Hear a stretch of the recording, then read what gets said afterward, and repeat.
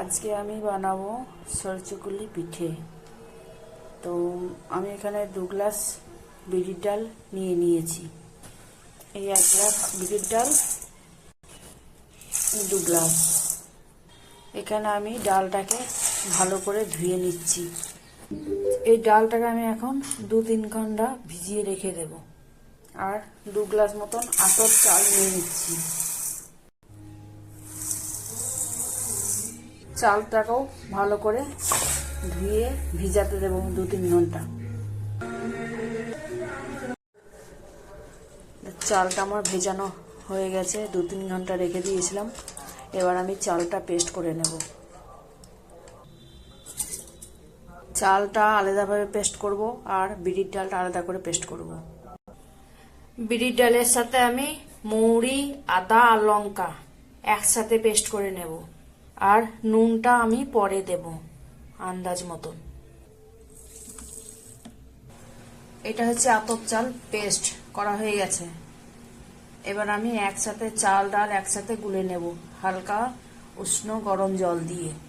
এটা হচ্ছে বিউলির ডাল পেস্ট করা হয়ে গেছে। আর এখানে উষ্ণ গরম জল করা আছে, এই দেখো। আর এখানে আমি তাওয়া বসিয়ে দিয়েছি। এখানে আমি চাল ডাল একসাথে মিক্স করে নিলাম। ডালের সাথে যেটা আমি মশলাটা দিয়েছিলাম, মৌরি, আদা, লঙ্কা মিশিয়ে দিলাম। এখানে আমি 1 চামচ নুন দিয়ে দিলাম।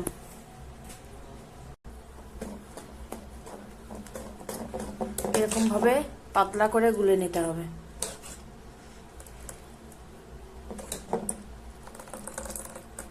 তাওয়াটা গরম হয়ে গেছে।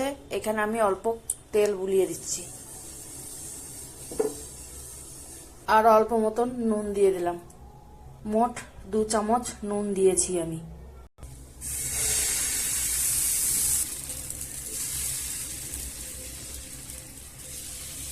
এরকম করে আমি টেনে দিলাম। তাল পাতা দিয়ে টানে, কিন্তু আমার কাছে তাল পাতা ছিল না, পাবো কোথায়। দেখো কত সুন্দর করে গোল হচ্ছে। আমি এর আগে আরো 2-3টে বানিয়ে নিয়েছি। এই দেখো,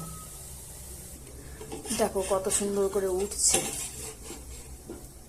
এই যে সরচুকুলি পিঠা তৈরি হয়ে গেল। পুরো একদম নরম হয়ে গেছে। এখানে আমি খেজুর গুড় দিয়েছি। আর দেখো আর কত সাদা হয়েছে।